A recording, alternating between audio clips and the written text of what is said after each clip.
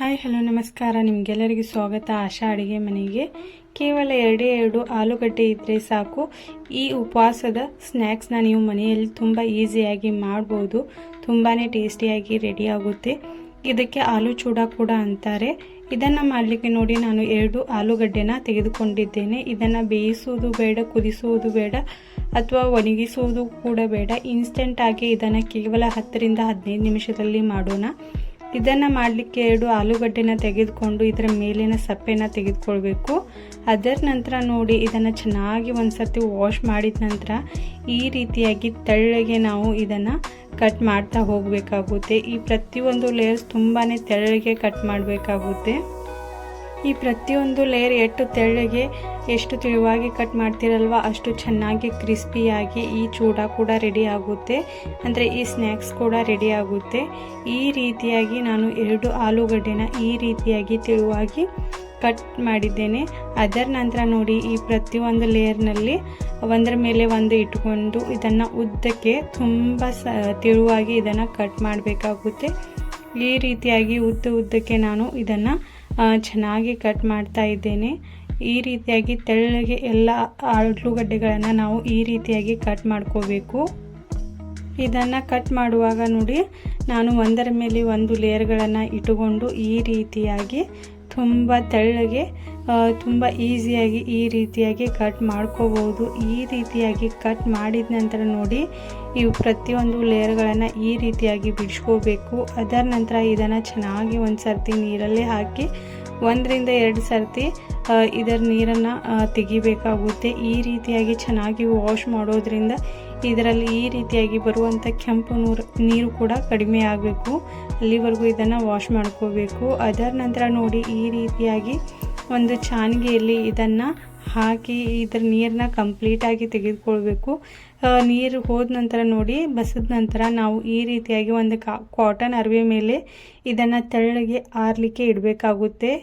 ಇದರ ನಂತರ ನೋಡಿ, ಇದೇ ಕಾಟನ್ ಅರಿವೆಯಿಂದ ಈ ರೀತಿಯಾಗೂ ಕೂಡ ನೀವು ಇದರ ನೀರನ್ನು ಕಡಿಮೆ ಮಾಡ್ಕೋಬಹುದು. ಅದರ ನಂತರ ನೋಡಿ, ಒಂದು 10 ರಿಂದ 15 ನಿಮಿಷವರೆಗೂ ಇದನ್ನು ಫ್ಯಾನ್ ಕೆಳಗಡೆ ಅಥವಾ ಆರಲಿಕ್ಕೆ ಇಡಬೇಕಾಗುತ್ತೆ. ಇದನ್ನು ಒಂದು 10 ರಿಂದ 15 ನಿಮಿಷ ಫ್ಯಾನ್ ಕೆಳಗಡೆ ಆರಲಿಕ್ಕೆ ಇಟ್ಟು ಇದ್ರ ಕಂಪ್ಲೀಟ್ ನೀರು ಕಡಿಮೆ ಆಗಿ ಆರಿದ ನಂತರ ನೋಡಿ, ಒಂದು ಸ್ವಲ್ಪ ಆಯಿಲ್ನ ನಾವು ಮೀಡಿಯಮ್ಮೇ ಬಿಸಿ ಆಗಲಿಕ್ಕೆ ಇಡಬೇಕು. ಮೀಡಿಯಮ್ ಫ್ಲೇಮಲ್ಲಿ ಗ್ಯಾಸ್ನ ಇಟ್ಟು ಇದನ್ನು ಬಿಸಿ ಆಗಲಿಕ್ಕೆ ಇಡಬೇಕು. ಆಯಿಲ್ ಸ್ವಲ್ಪ ಬಿಸಿ ಆದ ನಂತರ ನೋಡಿ, ಗ್ಯಾಸ್ನ ಲೋ ಫ್ಲೇಮಲ್ಲಿಟ್ಟು ಈ ರೀತಿಯಾಗಿ ಈ ಆಲೂಗಡ್ಡೆಗಳನ್ನು, ಅಂದರೆ ಆಲೂಗಡ್ಡೆ ಚಿಪ್ಸ್ಗಳನ್ನು ನಾವು ಒಂದೊಂದಾಗಿ, ಅಂದರೆ ಈ ರೀತಿಯಾಗಿ ಬಿಡಿಯಾಗಿ ಹಾಕಬೇಕಾಗುತ್ತೆ.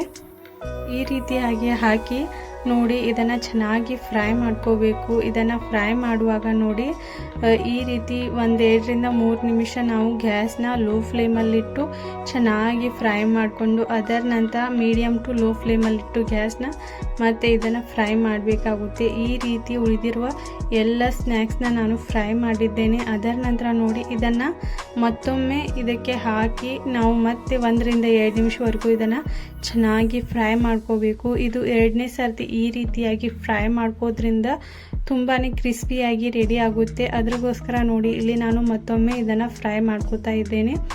ಈ ರೀತಿಯಾಗಿ ಎಲ್ಲ ಸ್ನ್ಯಾಕ್ಸ್ನ ಇದನ್ನು ನಾನು ಫ್ರೈ ಮಾಡಿ ರೆಡಿ ಮಾಡಿದ್ದೇನೆ. ಈ ರೀತಿಯಾಗಿ ರೆಡಿ ಆದ ನಂತರ ನೋಡಿ, ನಾನು ಇದಕ್ಕೆ ಒಂದು 1/2 ಕಪ್ಗಿಂತ ಸ್ವಲ್ಪನೇ ಕಡಿಮೆ ಇಲ್ಲಿ ಕಡಲೆಕಾಳುಗಳನ್ನು ಹಾಕ್ತಾ ಇದ್ದೇನೆ. ಇದನ್ನು ಕೂಡ ಹಾಕಿ ನಾವು ಚೆನ್ನಾಗಿ ಫ್ರೈ ಮಾಡ್ಕೋಬೇಕು.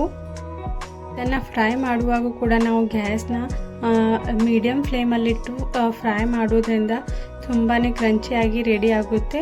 ಅದಕ್ಕೋಸ್ಕರ ನೋಡಿ, ಗ್ಯಾಸ್ನ ಮೀಡಿಯಮ್ ಫ್ಲೇಮಲ್ಲಿಟ್ಟು ಇದನ್ನು ನೀವು ಫ್ರೈ ಮಾಡಿ ತುಂಬಾ ಚೆನ್ನಾಗಿ ರೆಡಿ ಆಗುತ್ತೆ. ಇದನ್ನು ಒಂದು ಸರ್ತಿ ನೀವು ತೆಗೆದು ಕೂಡ ನೋಡ್ಬೋದು, ಇದು ಚೆನ್ನಾಗಿ ಫ್ರೈ ಆಗಿದೆ ಇಲ್ವೋ ಅಂತ. ಫ್ರೈ ಆಗಿದೆ ಅಂತ ನಿಮಗೆ ಅನಿಸಿದರೆ ಮಾತ್ರ ಇದನ್ನು ತೆಗೀರಿ.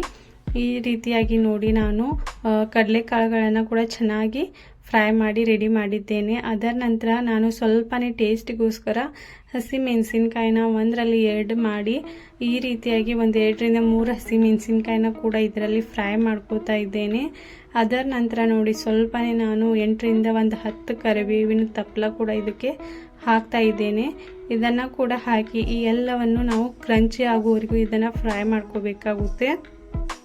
ಈ ರೀತಿಯಾಗಿ ನಾನು ಇದನ್ನು ಕೂಡ ಫ್ರೈ ಮಾಡಿ ಇದನ್ನು ಕೂಡ ನಾವು ತೆಗೆದುಕೊಳ್ಬೇಕು. ಇಲ್ಲಿ ನೋಡಿ, ಇದು ಮೆಣಸಿನ್ಕಾಯಿನ ನೀವು ಸ್ವಲ್ಪ ಫ್ರೈ ಮಾಡುವಾಗ ಕಟ್ ಮಾಡಿ ಹಾಕಿ, ಇಲ್ಲ ಅಂದರೆ ಇದು ಸಿಡಿಯುತ್ತೆ. ಅದ್ರಗೋಸ್ಕರ ನೋಡಿ ಸ್ವಲ್ಪ ಕಟ್ ಮಾಡಿನೇ ಹಾಕಿದರೆ ಏನೂ ಕೂಡ ಪ್ರಾಬ್ಲಮ್ ಆಗೋದಿಲ್ಲ.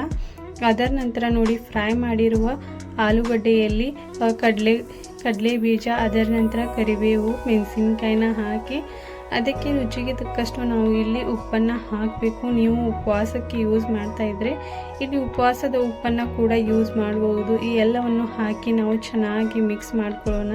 ನೋಡಿ, ತುಂಬಾ ಚೆನ್ನಾಗಿ ರೆಡಿಯಾಗಿದೆ, ತುಂಬಾ ಟೇಸ್ಟಿಯಾಗಿದೆ. ಇದನ್ನು ಒಂದು ಸರ್ತಿ ಟ್ರೈ ಮಾಡಿ. ಕೇವಲ ಒಂದು ಅರ್ಧ ಗಂಟೆಯಲ್ಲಿ ರೆಡಿ ಆಗುವಂಥ ಈ ಸ್ನ್ಯಾಕ್ಸ್ನ ತುಂಬಾ ಈಸಿಯಾಗಿ ಮನೆಯಲ್ಲಿ ನೀವು ಮಾಡಬಹುದು. ಪ್ರತಿಯೊಂದು ಉಪವಾಸಕ್ಕೂ ಕೂಡ ಇದು ನಡೆಯುತ್ತೆ. ಇಲ್ಲ ಅಂದರೆ ನೀವು ಏನಾದರೂ ಟೀ ಟೈಮಲ್ಲಿ ಸ್ನ್ಯಾಕ್ಸ್ ಥರ ತಿನ್ನಬೇಕಂತ ಇದ್ದರೂ ಕೂಡ ಇದನ್ನು ಮಾಡ್ಕೋಬೋದು. ತುಂಬಾ ಟೇಸ್ಟಿಯಾಗಿ ರೆಡಿಯಾಗಿದೆ. ಒಂದು ಸರ್ತಿ ಟ್ರೈ ಮಾಡಿ, ಹೇಗಾಗಿದೆ ಅಂತ ಕಮೆಂಟ್ ಮಾಡಿ. ವಿಡಿಯೋ ಇಷ್ಟವಾದರೆ ಲೈಕ್ ಮಾಡಿ, ಶೇರ್ ಮಾಡಿ, ಸಬ್ಸ್ಕ್ರೈಬ್ ಮಾಡೋದನ್ನು ಮರಿಬೇಡಿ. ಇದೇ ರೀತಿಯಾದ ಹೊಸ ವಿಡಿಯೋಗಳು ನಿಮಗೋಸ್ಕರ ಬರ್ತಾ ಇರ್ತವೆ.